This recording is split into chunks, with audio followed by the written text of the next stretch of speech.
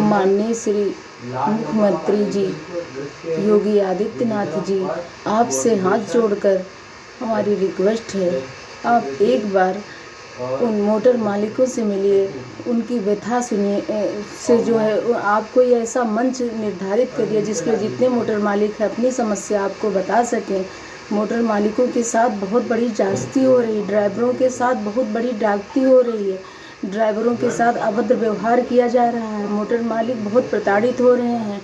आपकी सरकार है और माननीय श्री प्रधानमंत्री मोदी जी, आप इस पर भी ध्यान दीजिए।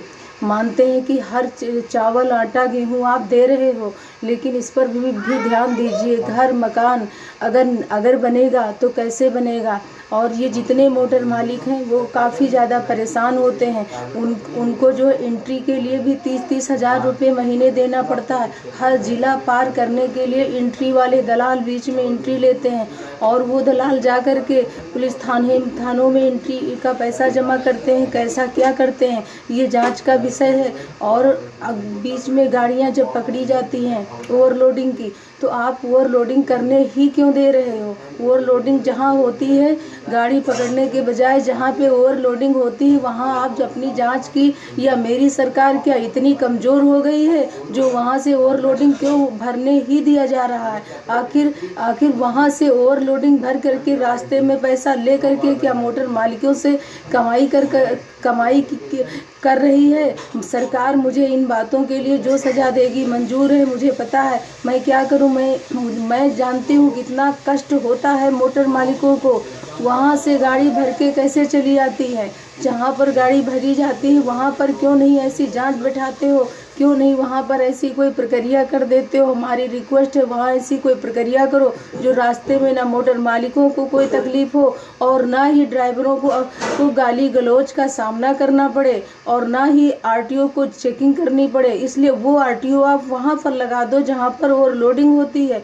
ओवरलोडिंग लाना मोटर मालिक की शौक नहीं, मजबूरी है। वो कहाँ से किस्त देगा, कहाँ से टोल टैक्स देगा, रोड टैक्स देगा। इधर गुंडागर्दी पैसा जमा होगा, उधर जमा होगा, रॉन्ग साइड राइट साइड दुनिया का पैसा कटा के किस्त तक नहीं पूरी हो पाती है। इसलिए माननीय श्री योगी आदित्यनाथ जी से मेरा हाथ जोड़कर रिक्वेस्ट है कि आपको जिताया गया था, कमल का फूल खिलाया गया था बहुत कुछ सोच करके, और जनता बहुत परेशान है, खासकर मोटर मालिक और ड्राइवर बहुत परेशान है। एक बार इनका कोई रास्ता आप निकालिए, कोई बीच का रास्ता आप निकालिए जो दोनों सुखी रहें, इतनी मेहनत भी ना करनी पड़े। बहुत पैसा बीच में कभी कभी तो पुलिस वाले काफ़ी पैसा ले लेते हैं और छोड़ देते हैं। सारे पुलिस वाले ऐसे नहीं हैं, सारे भारत के सिपाही, सारे भारत के हमारे रक्षक खराब नहीं हैं। जो हमारे रक्षक बहुत अच्छे हैं, लेकिन कुछ अभी भी ऐसे लोग बैठे हैं जो सता रहे हैं। आप बीच का रास्ता निकाल लीजिए